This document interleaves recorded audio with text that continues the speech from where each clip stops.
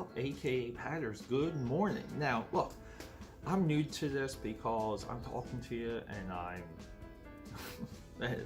partially doing the video like at the same time, and I'm doing a little bit of a like Logan Paul and some of the other like YouTube podcasts that go into audio, where I do maybe like the beginning or the top topic visually, and then we go into audio where you can subscribe. Now look, this is the AKAPAD. That's me, Peter Anthony DeLuca, another known as. That's where we get AKAPAD. This is the Audio Audacity podcast. Now, this was formerly Dreamweavers. I did a name, I did a branding change. The reasons for that was to increase searchability, and to complement some of my traction in some of the other social media platforms, so people could just easily find me. And the Dream Warriors experiment, which was 200 published episodes. Pretty much it didn't, it worked and it didn't work at the same time. But we're continuing the numbering. That is right. And I've added all the episodes together. And this is AKAPAD's Audio Audacity Podcast, episode 200. So welcome. And what are we talking about today? Let's just jump right to it, because I did some research for this. And holy moly, it's very disturbing, and I'm going to jump right to it, okay? And we're talking economics here. We're talking inflation. I'm not an expert on this by no means, but I've done a lot of reading on it, throughout the years. Okay, like could I sit down and write a paper? I couldn't do that with confidence. So I'm not an expert, but I feel like I'm conversational on the subject, and I'm when we're outside the realm of comics and movies and streaming and TV and whatever the heck else we talk about on this podcast. Whenever I'm out of that realm, I kind of I just want to say I steer away from things that I'm not conversational about, and if I need corrections, I'll correct them later.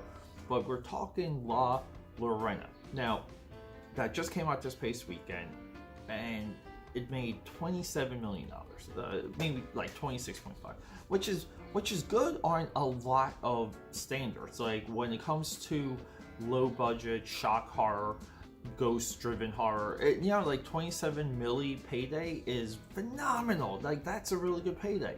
But we're going to factor in two things that's going to tear it down, and this should scare the living hell out of you if you're a moviegoer, if you're someone that enjoys going to the movies. Number one, this is the lowest Easter weekend opening in nearly 10 years. 9 years. We have to go back 9 years to get an opening this low. Now, I'm not going to get in like intellectual on that, but that's disturbing. See, that's one of my theories here: less butts in seats, because we have this other thing. We have number two now, inflation, and inflation confuses a lot of people to the butts in seats, because we have something that happened to the movie theaters. And since Avatar came out, so ticket pricing shot up, everything got expensive, and theaters started to adjust to what they thought the marketplace wanted, which is recliner seats and all these other things. Now, the one thing to keep in mind when you go to a theater and you hit that reserved seat through Fandango, the big thing is that recliner seat is roughly taking up 3 other seats, and it's not even double the price of the original seat that it's representing, meaning that if it costs you $8 to go to the movies, it should be nearly $30 for that recliner reserved seat, because we're occupying the space of 2 other seats, so 3 total. But it's not. It will be a $12 ticket. And look, I know this is going to be different from state to state, city to city, even country to country. we're talking broad strokes here to illustrate a point and something that is happening. Now, you can make people like making arguments that the film industry is healthy because they'll say the biggest box office ever.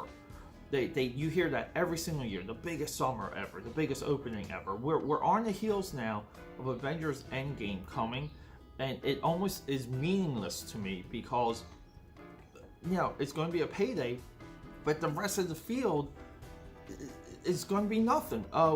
We have an upcoming Star Wars movie that there's very little hype for. And you can say, well, Pete, social media. Look. Social media it's a vocal minority at best. Social media doesn't represent the legs that these movies need to have, and I'm talking beyond the theater. I'm talking that these movies need to hit the consciousness that this is true branding. They need to get ownership of the gray matter in your mind. Movies really don't do that. The MCU has. The MCU and this is it. They are Babe Ruth. They're swinging for the fences and they're pointing. The MCU's pointing at Endgame being a home run. Now, La La Land, let's get back there. 26.5 million. If we make the inflation adjustment, let's just go to 1998. That's the year Armageddon came out. Armageddon, roughly $250 million. The greatest movie of all time. We're now down to 17 million. If we went back to 1998, we went back in time with Hugh and Lewis in the news, we went back in time, we would have $17 million payday for La La Land, which would be a huge disappointment. What else can we add this to? This is what upsets me, because I like healthy blockbusters. Why do I like healthy blockbusters? Because healthy blockbusters fund the experiments from all of these other studios. They fund independent arms, Fox Searchlight, Sony Picture Classics, Disney with Miramax. It goes on and on. There's a trickle down. We need Armageddons. We need a movie like Face Off. We need the MCU to trickle down. Captain Marvel has exceeded my expectations. Captain Marvel seems to have found a base in the core. I was not expecting this, which could be good for the MCU moving forward. This is a point where I am completely wrong. I was completely wrong. I had a wrong take. Is Captain Marvel going to have legs in the long run? It does look like it, but this is where the MCU is just it's strictly magical. It's magical what the MCU does to people. But if we were to adjust Captain Marvel's domestic take, and why do we just look at domestic? Why are we not looking at international? International is nearly at 1.1 billion. Domestic is 400. With inflation, it's 256. That's not good. That's not good for a movie with marketing that we're, that's nearly the budget with marketing. It's a lot, okay? So did the butts in seats turn out for Captain Marvel? Are they going to turn out for Infinity Endgame? I'm sorry, for Avengers Endgame. Are they going to turn out for Avengers Endgame? I believe if that movie's good, that movie's going to have legs. I think if it satisfies, and if it needs that curiosity factor, it needs to do anti-GOT what GOT is doing right now. Quick GOT rant. Okay, I'm not even going to look at the camera for this one. Episode 2, another epic disappointment. You're 0 for 2 on your final season of GOT. You're not winning me over. You're not winning me over at all, GOT. But okay, back to reality. So the butts and seats problem, it should disturb you. It should worry you because we have less seats. Some of these movies have big screen releases, but we actually have less people going into the movie when you factor everything in.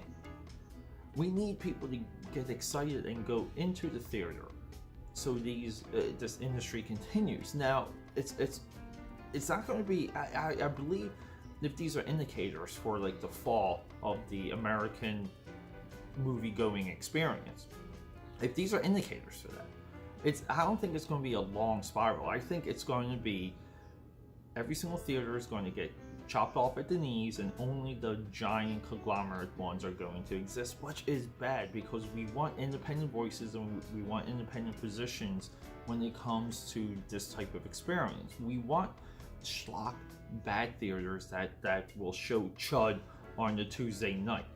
Where the bigger theater chains now with the Fathom like entertainment, they will do The Godfather on the Tuesday. They won't even do the movies that should just be seen just to be seen, and you can take the loss, you can take the L because you're raking it in, okay? And sometimes those things pop. You know, you can get a really good payday. But no, so it's upsetting. So look, what's the final verdict here? I am Draft One. I just wanted to document exactly what's happening, and if you want to know more, hit me up on the audio, Spotify, Anchor, Google Play, SoundCloud, and all the Apple stuff. Okay, I am available on the Apple icon.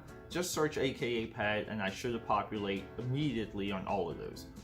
You might have to do a little bit of scrolling to find the podcast section, but find me, subscribe, hit me up on Twitter, AKAPAD, and let's talk about this because I want to know what I'm missing. Am I missing anything? And if you're watching me on YouTube, come on, let's rock and roll. Let's do this. Subscribe, support. I'll talk to you later.